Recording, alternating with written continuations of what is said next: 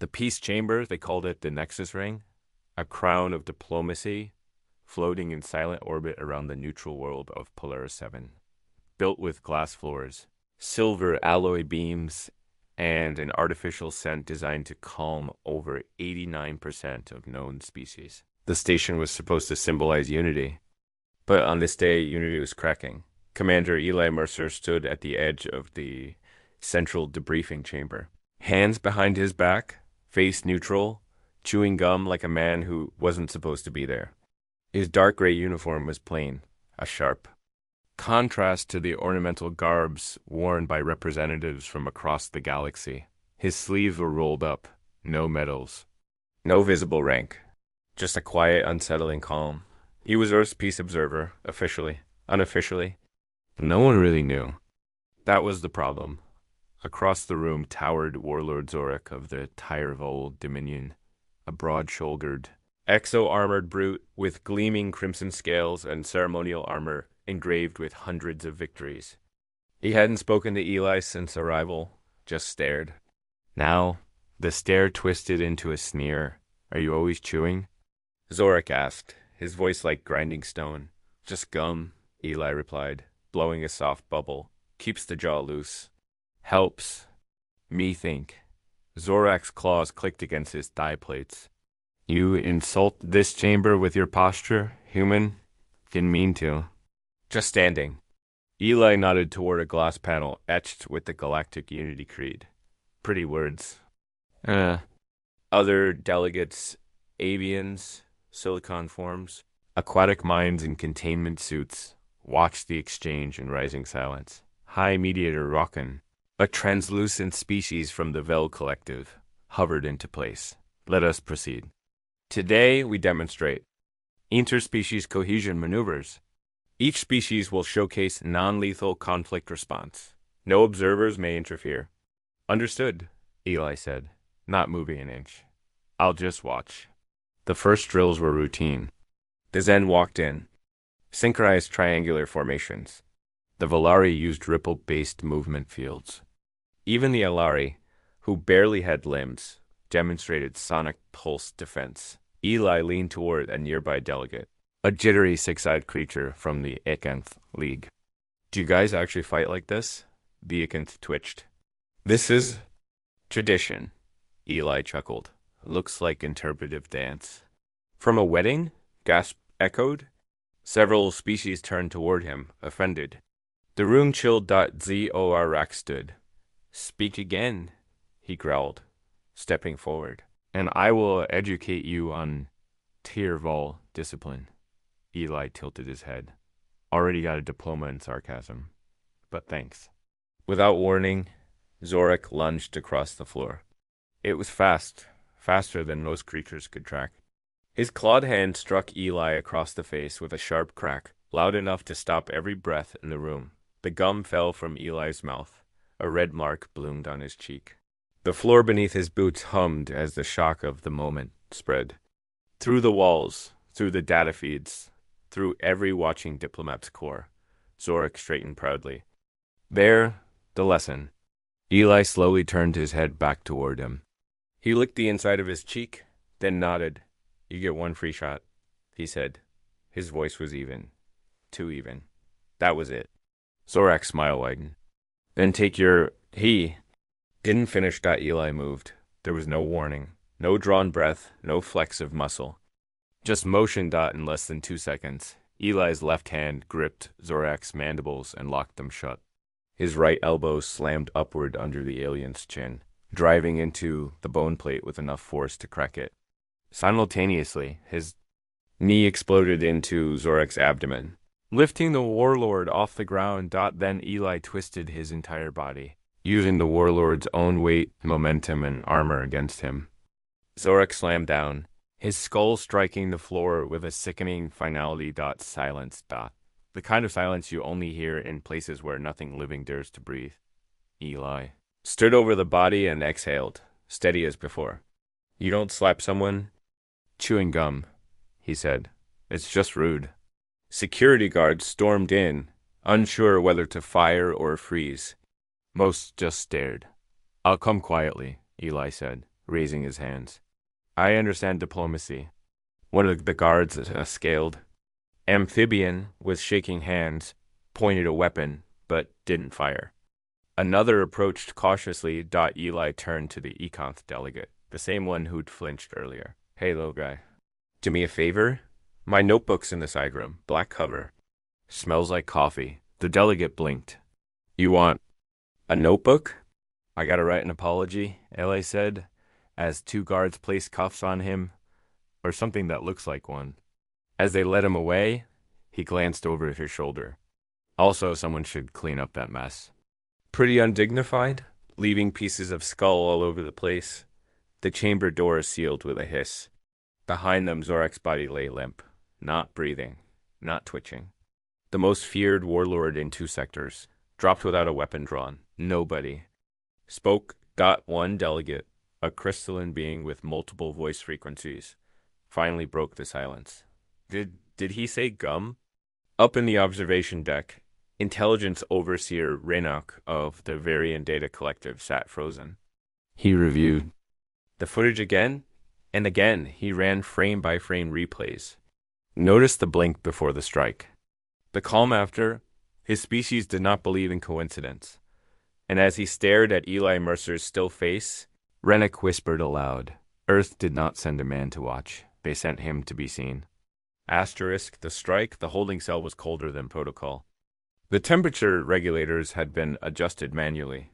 A silent insult by the Federation guards, as if lower temperature might rattle a human's nerves. And single quotes T. Commander Eli Mercer sat with his back against the carbon steel wall. Legs stretched, ankles crossed. He rolled his sleeves back up, revealing forearms marked with faded scars and burn lines from past operations. His face was relaxed, calm, chewing another piece of gum. No cuffs. He'd taken those off. Politely handed them back, outside the cells. Observation window. 2 guards stood behind a polarized field. One leaned closer than he should have. The other one flinched. A speaker above Eli crackled.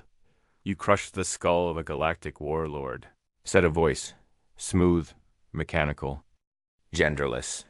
Do you want to explain your actions? Eli looked up.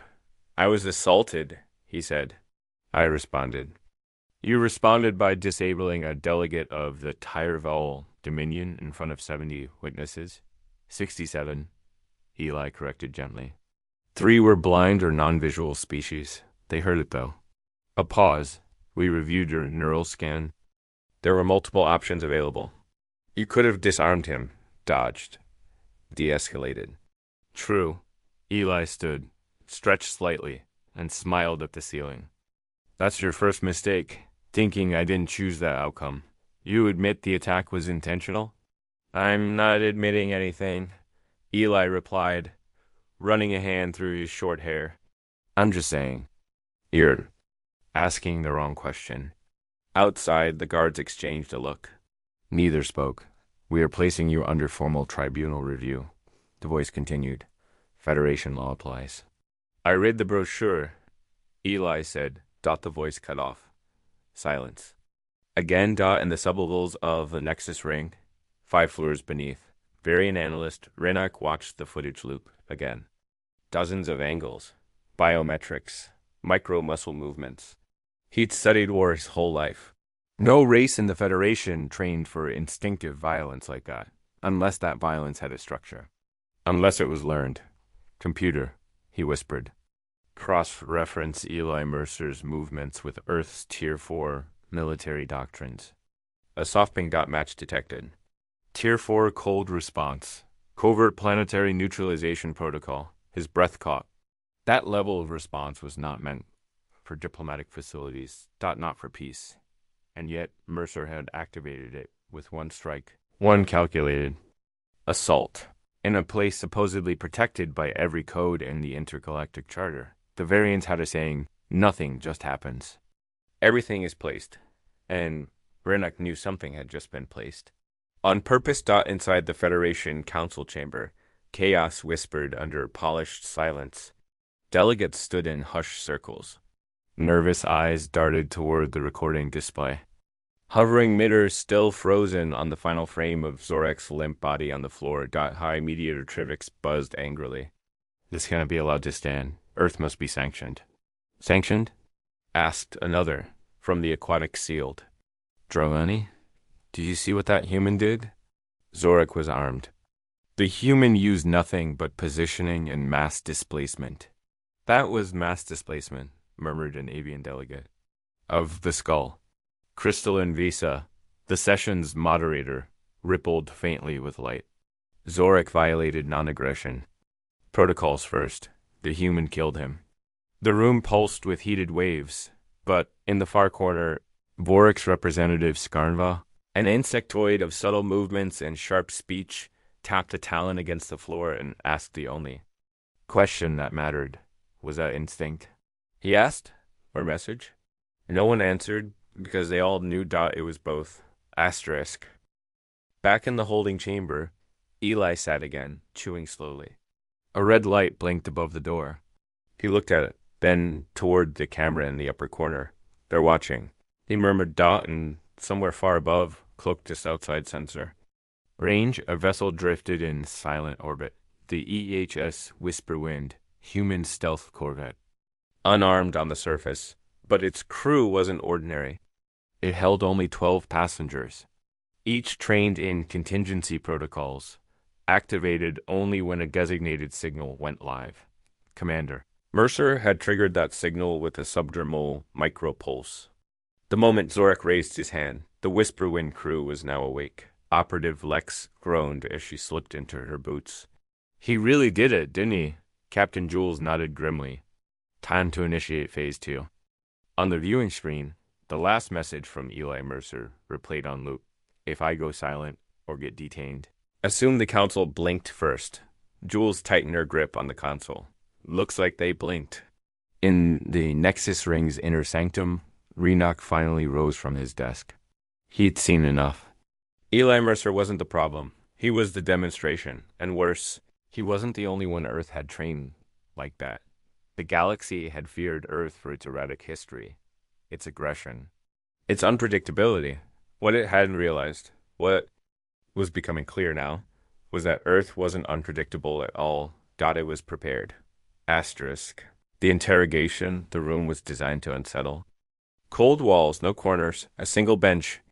Lights too bright for comfort, yet just dim enough to feel wrong. The Federation called it a neutral questioning chamber. Eli Mercer called it what it was, a holding pen. He sat alone, back against the wall again, humming a tune no alien translator could decipher. Something old, something human, bluesy and defiant. His hands rested on his knees. Calmed out the door, hissed. A figure entered. Insectoid. Tall.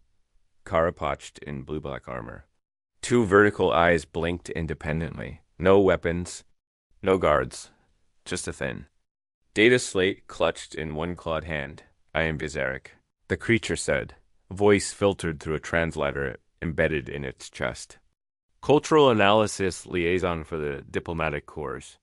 Eli smirked. They sent the translator's translator. I was assigned to interpret your behavior. Well, that's ambitious. Bizarric didn't react.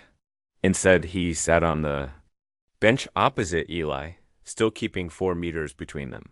We have reviewed the incident, Bizarric said. The council remains unsure. About what? About whether you are dangerous or simply human? Eli looked him in the eyes. Same thing, isn't it? Bizarric clicked once. Possibly amusement. Possibly alarm. I watched your footage, Bizarric continued. The moment before you moved, you adjusted your breathing. Slowed your heart. That is not instinct. No, Eli agreed. It's training. And yet you executed it in under 2 seconds. Muscle memory. You fractured an armored skull plate with your elbow. That's not muscle memory.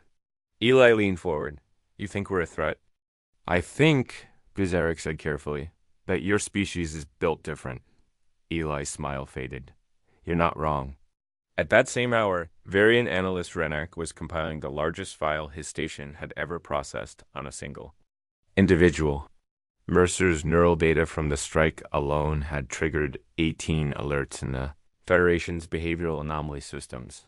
But it wasn't what he did, it was how he did it, calmly, quietly, without hate, without thrill. Just precision. And the way he smiled afterward, not like a man proud of violence, but like one who had completed a checklist. This wasn't just reaction. Rennock muttered, running footage through 100 emotional recognition models. It was intention. Then the realization struck him. Not just intention. Demonstration. Inside the chamber. Zorak studied Eli for a long time. Warlord Zorak was not popular. Few will mourn him, but killing him destabilizes things. Eli tilted his head. I didn't kill him. His arrogance did. I just moved some bones around. Yet now the council fears escalation. They fear what they don't understand, Eli said, crossing his arms. They think we're volatile, reckless, primitive, but here's the truth. We don't lash out. We calculate. We learn your rules, your language, your signals, and then we decide how far to go. And how far would you go? Eli's voice was soft now. As far as needed, no more, no less. Vizarek said nothing. But a tremor crawled under his carapace. Outside the chamber, Federation security officers watched through glass. None dared enter. Orders were to monitor, contain, not provoke. And yet, none of them felt like they were containing anything. They felt like they were caging something that chose not to leave above the Nexus ring. The Whisper Wind received new orders. Direct communication from Earth Command. Do not engage. Observe only. Mercer's actions are deemed sufficient. For Phase 1, Captain Jules read the message 3 times before speaking. They're letting the galaxy stew in it. Letting them fear him. Lex asked. No, Jules said. Letting them realize what he represents. Vizarek stood, stepping slowly toward the exit. This will not be forgotten, he said. Your strike has echoed farther than you know. Eli nodded. It was meant to. And what should I tell the council? Vizarek asked. When they ask why you didn't warn. Zorak first? Eli looked up at the camera, knowing the entire council was watching. I did warn him, he said. I said he got 1 free shot. The door hissed closed behind Viz, Eric, and across the galaxy. Governments reviewed the footage again. Slowed. It analyzed it, debated. But one truth echoed louder than any analysis. Earth had not sent to make peace. It had sent a reminder. Asterisk. Whispers in the council. The Nexus Ring's upper assembly chamber was in disarray. Normally a sanctuary of composed diplomacy, it now buzzed with barely restrained panic. Delegates of every shape and species muttered in private clusters, their voices cloaked in fear rather than outrage. Footage of the strike had already leaked. The networks were calling it. The slap seen across. The stars. But the slap wasn't the story. What followed was every species that had ever mocked Earth's short history. Its chaos. Its wars. Its strange psychology had just watched a human cripple a Tier 3 warlord. In less time than it took to blink. No weapon. No rage. No hesitation. And worst of all, no emotion. The Tyrval delegation had withdrawn. Their surviving commanders refused to press charges. In private, they admitted Zorak broke protocol first. In public, they remained silent. Shame is a universal language. Visa. The crystalline arbiter flickered in the center of the chamber, her translucent form pulsing with low-spectrum distress. We are unraveling, she said. This event must not be allowed to fracture diplomatic progress. A delegate from the Brannick Core, a sentient silicon-based species, chimed in with a cold rattle. Earth claims they sent a peace observer, yet this one trained for war. They always train for war, muttered the alien delegate from the Sky Hollow Nest. That's how they find peace, by preparing to anyone who breaks it. Vorek's ambassador Skarnva stepped forward, his amber eyes blinking slowly. Let us not forget, the human did not attack first. Is that the measure now? Bessa asked. Wait for one to fall before asking why? No, Skarnva said. The measure is this, restraint. What you witnessed was not bloodlust. It was control. Dangerous, yes, but not irrational. The room fell into silence. Skarnva wasn't done. Zorak died not because the human wanted to kill him, but because the human knew how to kill and chose not to until pushed. On the other side of the station, in a quieter observation chamber, Rena continued his deep analysis. Mercer's biometrics during the incident showed no panic, no anger spikes, only one notable shift, a momentary drop in heart rate just before the strike. Slower, Rennek whispered. He slowed himself down before engaging. He opened a second file. Historical Terran combat footage. Earth's most elite operatives. Special units trained for hostile diplomacy. Every signature movement. Mercer made aligned with a class known internally on Earth as Gray Tier, not officially acknowledged. Not even confirmed in Earth's own military documents. But Rena had enough now to be sure. Eli Mercer wasn't an accident. He was sent. Meanwhile, Zarek's report had been delivered to the Federation's High Quorum. His conclusion? Human psychology is unique. They display subservient behavior as camouflage. But when threatened, they execute extreme measures with no emotional distortion. This is not chaos. It is calculated deterrence. That single sentence. Spread across classified channels like wildfire, some leaders interpreted it as a threat. Others saw opportunity. A request arrived to Mercer's cell. Dvorak's would like a private audience. Eli raised an eyebrow when the message was relayed. Didn't expect fans, he said. The message wasn't about praise. It was about partnership. Skarnva wanted to discuss something Earth hadn't expected. A cooperative training program. We don't want your weapons, the message explained. We want to learn how you think, how you read a room before it turns violent, how you move as if the outcome was already written. Eli didn't respond immediately, because he knew what that meant. Earth's secrecy had just become its greatest currency. Asterisk. In a darkened corner of the station, 2 Federation intelligence officers whispered behind encrypted shields. He's just one man. No, he's the first man. The tip of the spear. We should have seen this coming. Maybe we did, the other replied grimly. But we kept telling ourselves humans were too emotional to be dangerous. And now? Now we understand. They're not emotional. They just know when to pretend they are. On a remote moon far beyond the Nexus ring, a Tyreville transmission was received. An elder war priest stared at the footage of Zorak's fall in silence. When it ended, he turned to his generals and said, "From now on, when negotiating with Earth, do not raise your voice, and never, ever raise your hand." Back aboard the Whisper Wind, Captain Jules finished reading the latest from Central Command. Phase 2 had been delayed. Why? Because Phase 1 had worked better than expected. We gave them a taste, Jules murmured, and they're still chewing it. Operative Lex chuckled. That's what happens when you mistake quiet for weakness. In a Nexus ring as night, lighting dimmed and delegates retreated to their private chambers. Rumors flowed like plasma down the corridors. Earth doesn't declare war.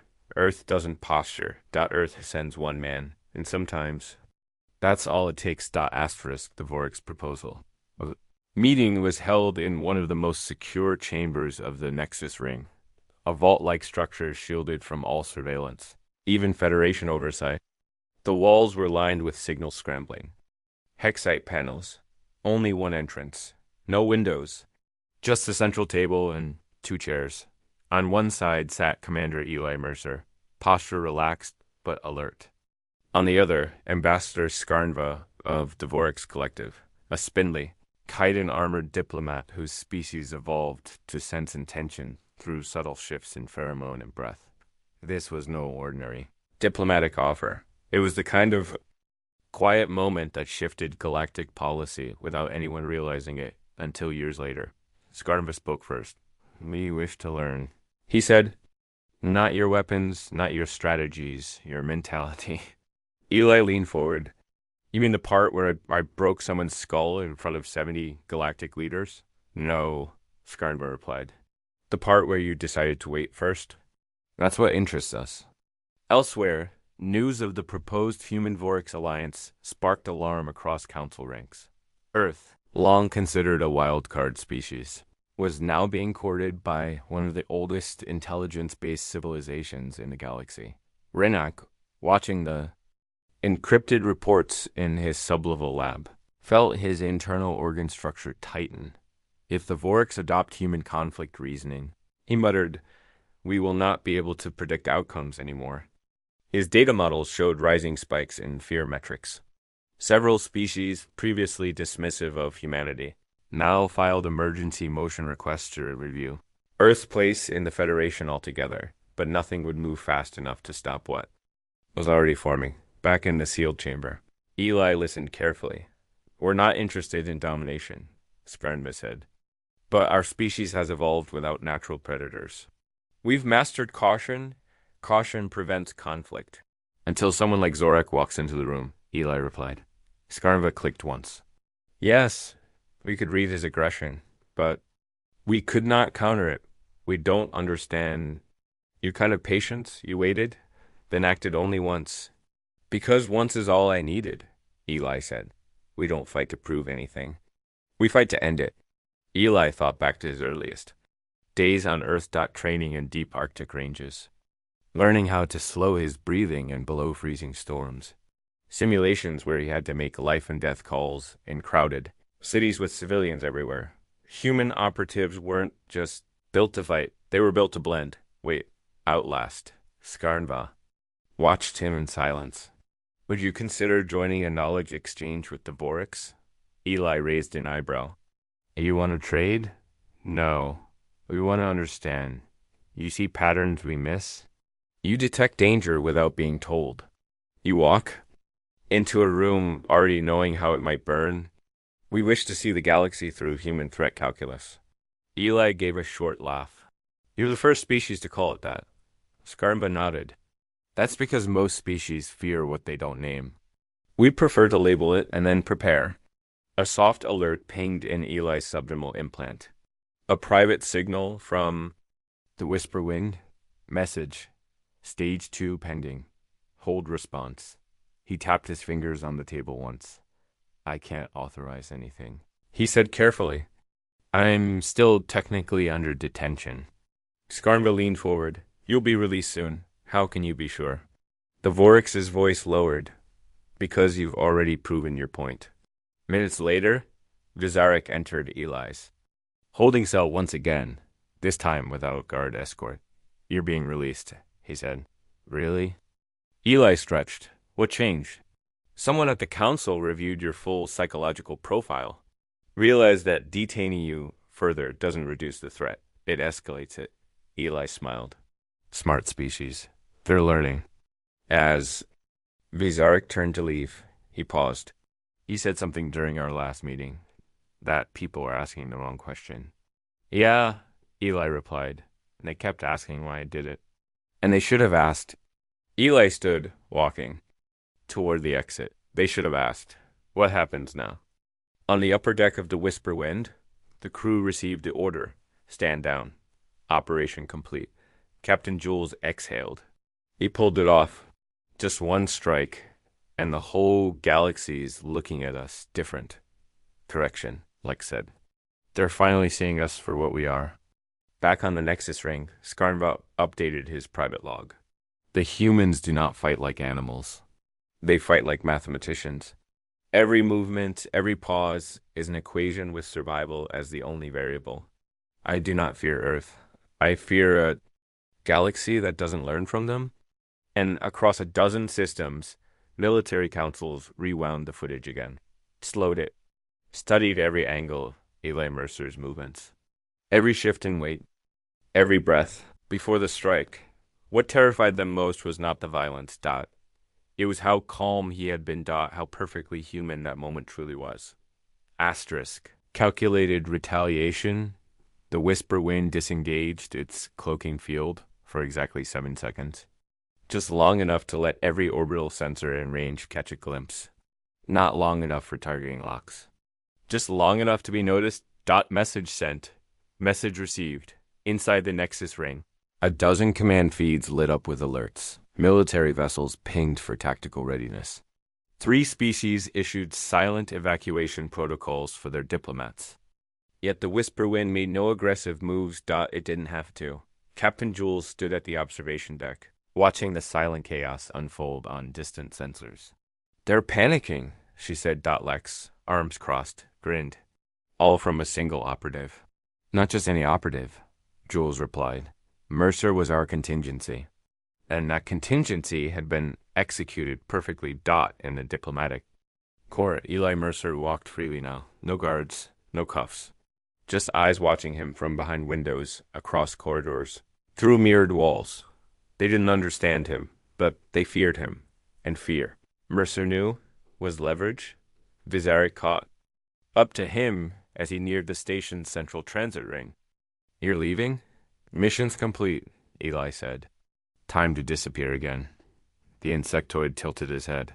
You came alone. You walk out untouched, and you never once raised your voice. What kind of people train like that? Eli paused.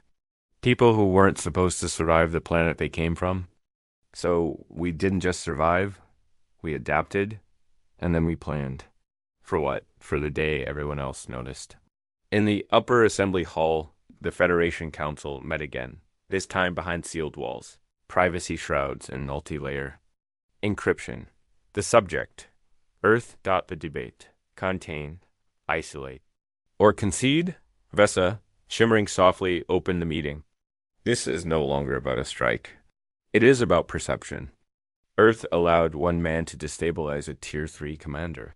Sway, a top-tier intellect species, and exit with more influence than when he arrived. Skarnva addressed the room without emotion. Your systems monitor power. Earth demonstrates restraint. You value hierarchy. They study outcomes. A Silicon delegate hissed. Restraint? That human killed Zorak without blinking.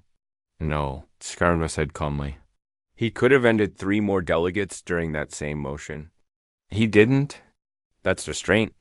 You simply don't recognize it because you've never had to measure it before. At the same moment in variant space, Renok finalized his report on Eli Mercer. The final classification, Tier 0 operative. Containment not advisable. Engagement discouraged. Observation only. That label had only been given to one. Other species in recorded history. Earth now had its own entry. Back aboard the Whisper Wind, the ship's AI finished compiling psychological reaction models across 47 alien cultures. In nearly all of them, exposure to Eli's strike footage created the same emotion. Doubt. Doubt about their military readiness. Doubt about their diplomatic assumptions. Doubt about whether they had ever truly understood this species called human. Captain. Jules sent a coded transmission to Earth Central. Phase 2 complete. Reaction optimal. Recommend silent withdrawal. She turned to her crew. We came here to be forgotten, and now they'll remember us forever. Eli Mercer stood at the station's outer deck, staring into space. No words, just silence, and the deep hum of the stars. He wasn't smiling. He wasn't angry. He was watching. A young security officer, barely out of academy training, walked up nervously. Sir, do you regret what happened? Eli glanced at him, then returned his gaze to the void. No, he said. Zorak made a choice. He treated peace like weakness. That mistake cost him. People are afraid of you now. The officer said, they should be, Eli replied. But not because of what I did, because of what I didn't do. As the Whisper Wind slipped into silent space beyond the ring, encrypted messages spread across the stars. Some were warnings, others were invitations, and a few were quiet admissions. That Earth had changed the rules without firing a single weapon. Asterisk humanities. Message, the Whisper Wind vanished into the folds of slip space, like a shadow leaving no trace. But the echo of what had happened aboard the Nexus ring didn't fade. It spread. Across star systems and data channels, across paranoid command rooms and silent council halls, across warships that had once scoffed at Earth's name. The message pulsed. One man, one strike, one world redefined. The Federation issued. No formal reprimand. They couldn't. The legal frameworks buckled under the weight of a single truth. Zorak struck first, but beneath that truth was a deeper fear. Earth didn't retaliate with war. It retaliated with precision, inside the Nexus. Ring, remnants of Zorak's entourage had already fled the sector.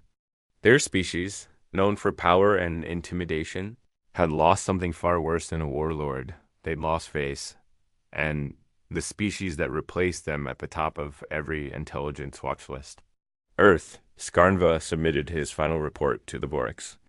Council, human restraint is not silence, it is calculation. We feared their chaos, now we must study their calm. We do not yet understand them fully. But we now understand this. Earth doesn't arrive early. It arrives just in time. In a private assembly back on Earth, Eli Mercer debriefed in a dim room with 6 others. All Tier 0 operatives. All shadows from a dozen missions no alien would ever know about. He sat, still chewing gum. The director, her voice low and crisp, spoke first. You understand what your strike triggered? Yeah, Eli said. Fear, respect, uncertainty. Some species are retreating. Others are reaching out. Most are watching, Eli nodded. Good, let them. One of the others leaned forward. Do you think they'll challenge us again? Eli grinned. They won't have to. Not if they believe the next one of us might be worse. News feeds continued to replay the strike, dissect it, dramatize it. Some alien cultures banned the footage, afraid it would demoralize their soldiers. Others began mimicking Earth's training philosophies, poorly, awkwardly, dangerously. But every time the footage played, it ended the same way, the gum falling, the silence, the strike, the walkaway. No speech. No war cry.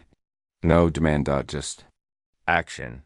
On a colony world near the fringe, a young alien soldier trained in hand-to-hand combat froze during a drill.